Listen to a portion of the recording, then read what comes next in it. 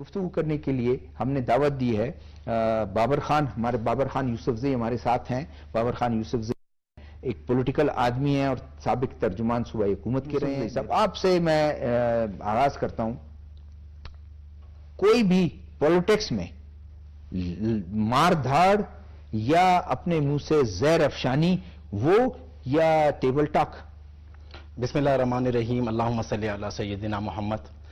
دیکھیں اس وقت جو ہمارا ملک جن حالات سے گزر رہا ہے، اس وقت ہم کوئی مار دھاڑ اور کوئی اس طرح کے حالات پیدا نہیں کر سکتے جس سے ملک میں مزید خرابی ہو.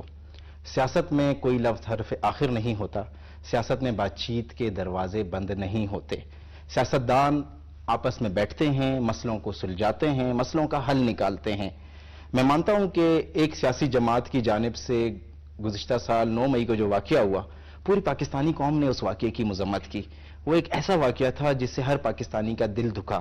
ہمارے شہداء کی یادگاروں کی حرمتی کی گئی، ہماری جو فوجی تنصیبات ہیں، عسکری تنصیبات ہیں، ان کے اوپر حملہ کیا گیا.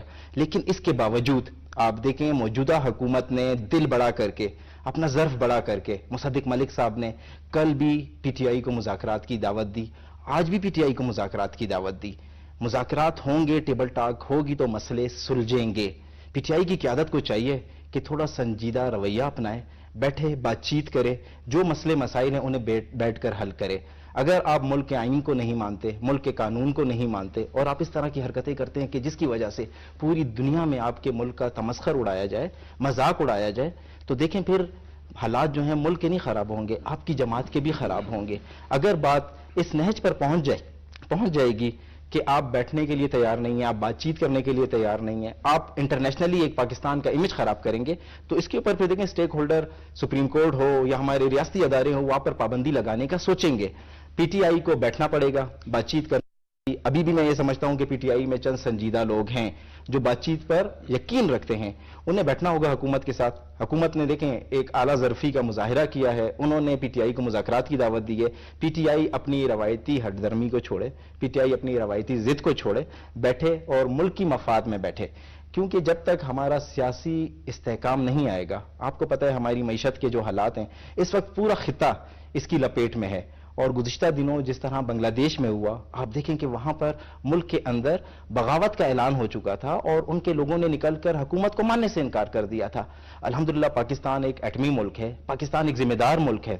ہم اپنے ملک میں ان چیزوں کو افورڈ نہیں کر سکتے، تو ہمیں بیٹھنا ہوگا، بات چیت کرنی ہوگی، چاہے پی ٹی آئی کے دوستوں. اور میں آپ کے سامنے آج آپ کے پروگرام کے توسط سے ٹی ایل پی کو اور جماعت اسلامی کو، کیونکہ جماعت اسلامی کا بھی دیکھیں ایک دھرنا چل رہا ہے اسلام آباد میں، مذاکرات کیے، بیٹھے، ان کے مذاکرات تھے، جائز مذاکرات تھے. حکومت آپ کو سننے کے لیے تیار ہے. کوئی بھی پاکستانی پاکستان میں اگر پرامن احتجاج کرنا چاہے، اسے حق ہے، اس کے احتجاج کو سنا جائے گا، اس کی بات کو سنا جائے گا اور مذاکرات کے ذریعے حل نکالا جائے گا. لیکن اگر آپ ریاست پاکستان کو، حکومت پاکستان کو دھمکی دیں گے، دھون سے کام لیں گے اور بولیں گے کہ میں اپنے سوا کسی کو نہیں مانتا، تو اس طریقے سے نہیں چلے گا. پی ٹی آئی کی قیادت کو بیٹھنا ہوگا. اور انہیں میں ایک بات مزید بہتر سمجھتا ہوں اپنی طرف سے، اور میں آپ کے توسط سے کہنا چاہوں گا کہ پی ٹی آئی کی جو قیادت ہے اس میں نوجوان زیادہ ہیں، جذباتی لوگ زیادہ ہیں، انہیں بھی تھوڑا سا بہت جو ہے اپنی زبانوں کو کنٹرول کرنا پڑے گا.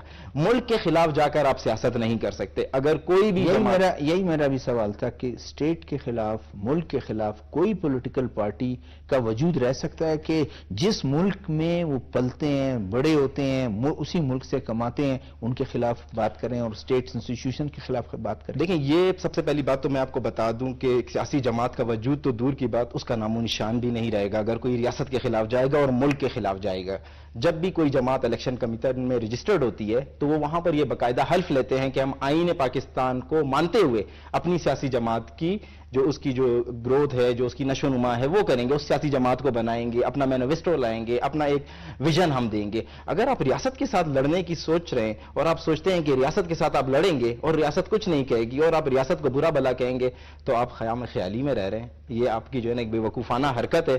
پھر جو ہے انشاءاللہ ریاست ایسی جماعتوں سے یا ایسے فرد سے یا ایسے گروہ سے جو بھی ہو ان سے باقاعدہ آپ کے اگر کوئی مطالبات ہیں وہ رکھنا آپ کا حق ہے، آئینی حق ہے، آپ آئیں مطالبات رکھیں بیٹھیں، اس پر بات چیت ہو سکتی ہے، لیکن اگر آپ ریاست کو دھمکائیں گے، ریاست کو دھمکی دیں گے، ریاست کو برا بھلا کہیں گے اور ریاست کو نہیں مانیں گے، پاکستان کے آئین اور قانون کو نہیں مانیں گے، تو پھر کوئی گنجائش نہیں ہے کہ آپ کے ساتھ مزید بات چیت کی جائے گی۔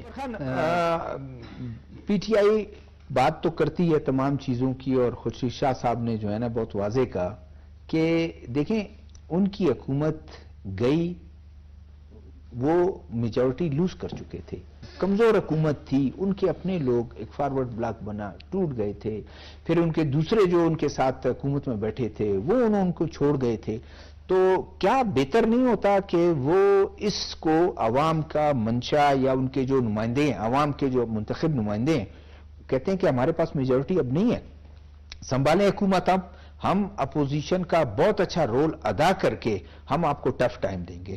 اب وہ کہتے ہیں نہیں جی، وہ اور انہوں نے جب دیکھا کہ میجورٹی لوٹ کر گئی، انہوں نے توڑ دیا، اسمبلی توڑ دیا، اسمبلی توڑنے سے کیا ہوا؟ کچھ نہیں ہوا، اس سے زیادہ ان کے لیے مشکلات پیدا ہوئی۔ دیکھیں جی، اس پر سپریم کورٹ کا ایک واضح فیصلہ آیا ہے جس میں سپریم کورٹ نے آرٹیکل 6 لگایا ہے اس وقت کے صدر مملکت پر، وزیر اعظم پر اور ڈپٹی اسپیکر صاحب پر، جنہوں نے یہ ایک خلاف آئین رولنگ دی تھی۔ اور پاکستان ایک جمہوری ملک ہے اور جمہوری تسلسل کو چلنا چاہیے، اس کے لیے اگر آپ کہیں پر اپنی جو آپ بولیں آپ کے پاس مینڈیٹ ہوتا ہے وہ کھو دیتے ہیں تو آپ کو چاہیے کہ آپ جمہوری طریقے سے خود چھوڑ کر چلے جائیں اور دوسروں کو موقع دیں، لیکن بدقسمتی سے دیکھیں ایک سیاسی جماعت کے سربراہ نے جس طرح اپنی حکومت جانے کے بعد ہمارے عسکری اداروں کے سربراہوں پر الزامات لگائے، ہماری عسکری اداروں پر الزامات لگائے اور ہمارے پوری دنیا سے تعلقات خراب کرنے کی جو کوشش کی، وہ دیکھیں قابل مذمت عمل ہے۔ ایسا نہیں ہوتا سیاست میں کہ اگر آپ حکومت میں ہیں تو سب ہے، اور اگر آپ حکومت سے نکل گئے تو سب کو آپ غدار بولیں اور سب کے خلاف آپ باتیں شروع کر دیں۔ آپ کو پتہ ہے کہ عمران خان صاحب کی اس حرکت کی وجہ سے ہمیں آئی ایم ایف کی جو ہماری ڈیل تھی اس میں کتنا نقصان پہنچا، وہ مجھے بتا یہ خط لکھنا، تیمور جگڑے صاحب کو خط لکھنا اور ان کو انوالو کرنا ملکی پالیٹکس میں، یہ اچھی بات نہیں، یہ بہت بری بات تھی۔ ایک میں کہہ رہا ہوں اس کی جتنا ہم اس کی مذمت کریں کم ہے۔ ایک صوبے کا وزیر خزانہ اٹھتا ہے اور آئی ایم ایف کو خط لکھتا ہے کہ ہم اس کے ساتھ آپ کے ساتھ آن بورڈ نہیں ہے، اور ابھی گزشتہ دنوں میں نے دیکھا کہ وزیر اعلیٰ خیبر پختونخوا بھی یہی بچکانہ حرکت کر رہے تھے۔ سیاست میں یہ بچکانہ حرکتیں نہیں ہوتی ہیں، سیاست تحمل، مزاج اور برداشت کا نام ہے۔ سیاست میں آپ نے برداشت کر کے اپنا نظریہ دے کر لوگوں کو مینڈیٹ لے کر آپ نے حکومت کرنی ہوتی ہے، لڑائی جھگڑے سے، گالم گلوچ سے، دھونس اور دھمکیوں سے آپ سیاست نہیں کرتے ہیں۔ تو پی ٹی آئی نے جو حرکتیں کی ہیں، میرا خیال ہے کہ وہ حرکتیں بالکل معافی کے قابل تو نہیں ہیں، معافی کے لائق تو نہیں ہے، لیکن کیونکہ ملک کے بڑے بیٹھے ہیں اور انہوں نے ابھی بھی وہ اعلیٰ ظرفی کا مظاہرہ کر رہے ہیں، چاہے وہ پیپلز پارٹی کی قیادت ہو، چاہے مسلم لیگ نون کی قیادت ہو، چاہے عسکری قیادت ہو، وہ ابھی بھی انہیں موقع دینا چاہتے ہیں کہ وہ آئیں، قومی دھارے میں شامل ہو کر آئین اور قانون کے مطابق سیاست کریں۔ میرے خیال میں پی ٹی آئی کی جو لیڈرشپ ہے اسے اب سوچنا ہوگا اور کچھ سنجیدہ لوگوں کو آگے آنا ہوگا اور فیصلہ کرنا ہوگا، کیونکہ ملک اس طرح کے حالات کا متحمل نہیں ہو سکتا۔ دیکھیں سب سے بڑی بات یہ ہے کہ 9 مئی کے جو لوگ ہیں، میں نے آپ کو کہا کہ سی سی ٹی وی فوٹیج میں سب کچھ وہ ہیں، لڑائی پیپلز پارٹی سے آپ کو ہے، لڑائی مسلم لیگ سے ہے، آپ جا کر اس شہیدوں کے مونومنٹس کو تباہ کر دیں اور وہ جو ایک سمبل ہے، توپ سامنے ہے جی، اس کو توڑ دیں اور جا کر جو ہے گیٹوں کو توڑ دیں، کور کمانڈر ہاؤس میں گھسیں، تو اگر آج یہ کر دیا تو آئندہ تو سب یہ کرتے رہیں گے اور اس کے بعد ان کو پتہ ہے کہ معافیاں ملتی رہیں گی۔ اور دیکھیں یہ بالکل ایک بڑا سیریس مسئلہ ہے شہزادہ صاحب، اگر اس میں ہم نے کسی سیاسی جماعت کو نشان عبرت نہیں بنایا تو یہ آپ کی بات بالکل بجا ہے، آپ کی بات سے میں اتفاق کرتا ہوں، یہ چلتا رہے گا۔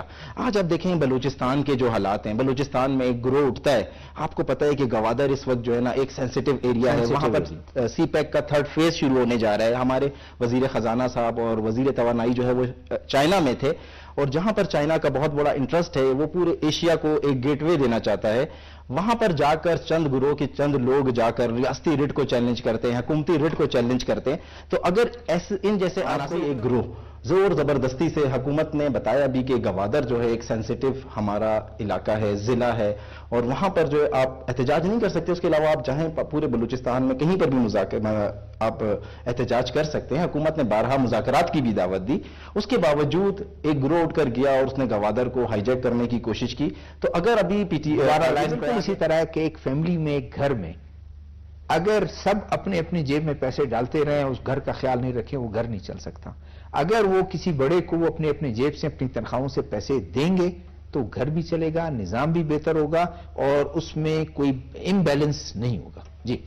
جی سر صاحب، یہ ایک بہت بڑا المیہ رہا ہے کہ بحیثیت قوم ہم نے اپنی اس ذمہ داری کو محسوس نہیں کیا، لیکن اب وقت آ گیا ہے کہ ہمیں بحیثیت قوم اپنی اس قومی ذمہ داری کو محسوس کرنا ہوگا.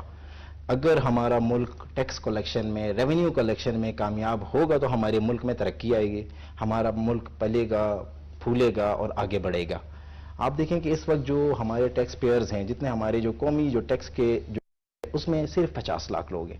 50 لاکھ لوگ ٹیکس دیتے ہیں، اس کے علاوہ 24 کروڑ 50 لاکھ لوگ جو ہیں وہ ٹیکس نہیں دیتے. تو آپ بتائیں کہ ان 50 لاکھ لوگوں کے ٹیکس پہ ملک کیسا چلے گا؟ ہم IMF اور اس میں آدھے سے زیادہ جو ہیں وہ ٹیکس وہ ہیں آپ کے سیلری کلاس ہیں. جی آدھے سے زیادہ نہیں، میں سمجھتا ہوں اس میں 70% سیلری کلاس ہیں، جو ہمارے سرکاری ملازم ہیں، جو ہمارے سیلری پرسن ہیں، ان کی تنخواہوں میں سے ٹیکس ڈیڈکٹ ہوتا ہے اور وہ ہمارے قومی خزانے میں جاتا ہے. دیکھیں المیہ یہی ہے کہ اگر ہم نے ملک کو، پاکستان کو ترقی یافتہ بنانا ہے، ہم نے پاکستان کو آگے بڑھانا ہے، ہم نے پاکستان کو ایشین ٹائیگر بنانا ہے. اللہ پاک نے ہمارے ملک کو ہر قسم کے موسم سے نوازا ہے، ہر قسم کی قدرتی جو ہمارے پاس اللہ پاک کی رحمتیں ہیں، اللہ پاک کی برکتیں ہیں، اناج ہے، فروٹس ہے، مائننگ ہے، دریا ہیں، سمندر ہیں، نہریں ہیں، ہر چیز اللہ پاک نے ہمیں دی ہے. لیکن ہم کیا کر رہے ہیں کہ ہم اپنے ملک کو اپنے ہی ہاتھوں سے خراب کر رہے ہیں. پاکستانی قوم کو سوچنا ہوگا اور بہت سیریس طریقے سے سوچنا ہوگا. اور میں وزیر خزانہ صاحب کو اور ان کی جو ٹیم ہے اس کو میں خراج تحسین پیش کرتا ہوں کہ جس طریقے سے وہ کام کر رہے ہیں. FBR کی ٹیم جس طرح سے کام کر رہی ہے، ابھی گزشتہ دنوں کسانوں کو ٹیکس نیٹ میں لانے کا فیصلہ کیا گیا. اور کسان نہیں، جاگیرداروں کو. کسان تو بیچارے کے پاس تو 5 وہ ہوگا، وہ جو بڑے بڑے جاگیردار ہیں جو اربوں روپے کماتے ہیں سال کا، ٹیکس نہیں دیتے. جی جاگیرداروں کو اور آپ بولیں کہ زمینداروں کو، ان کو ٹیکس نیٹ میں لانا بہت ضروری ہوگا. کسان کا آپ نے نام لیا، کسان تو بیچارہ، میں بات میری تھوڑی میرے منہ سے شاید غلط نکل گئی. زمینداروں کو اور جاگیرداروں کو اور جو ہمارے ملک میں بڑے بڑے کاروباری حضرات ہیں، انہیں ٹیکس نیٹ میں لانا بہت ضروری ہے اور انہیں ٹیکس نیٹ میں لانا ہوگا. دوسری بات میں آپ کو بتاتا چلوں کہ دیکھیں ہمارا ملک ایک زرعی ملک ہے اور اس زرعی ملک سے جو ہے ہم بہت سے اگر ٹیکس ہم ٹائم پر اپنا دیں، حکومت کے پاس ٹائم پہ ٹیکس جمع کروائیں تو ہم اپنے ملک کو بہت آگے لے جا سکتے ہیں. تو انشاءاللہ مجھے امید ہے کہ پاکستانی قوم اس چیز کو سمجھے گی. ٹھیک ہے اگر اس طرح سے اصلاحات کی جاتی ہیں. جی بالکل. اور میں وزیر اعظم صاحب نے جو FBR کی اصلاحات کے لیے اقدامات کیے ہیں انہیں سراہتا ہوں. جس طرح انہوں نے آتے ساتھ ہی سینئر آفیسرز کو ان کو پوسٹ آؤٹ کیا ان کی پوزیشنوں سے، کیونکہ وہ ٹیکس کلیکشن میں یا وہ ریونیو کا نظام چلانے میں نہ گئے تھے. وہ ایک بہت بڑا آپ جسے بولیں کہ ان کا انقلابی بہت بڑا انقلابی اقدام تھا اور اس کو ہم سراہتے ہیں. پوری پاکستانی قوم ایسے فیصلوں کو قدر کی نگاہ سے دیکھتی ہے. دیکھیں FBR کو اصلاحات کرنی ہوں گی. FBR کو اپنے اندر سے کالی بھیڑوں کا خاتمہ کرنا ہوگا. FBR میں موجود جو کالی بھیڑیں ہیں ان کو اگر ہم ختم کریں گے اور ایک بہترین ٹیکس کا سسٹم لائیں گے جس میں اشرفیہ اور ہمارا جو غریب طبقہ ہے اس میں فرق ختم ہوگا تو لوگوں کا اعتماد بحال ہوگا. اسی اس کے ساتھ شاہد ذوالفقار کو اجازت دیجیے گا. اللہ حافظ.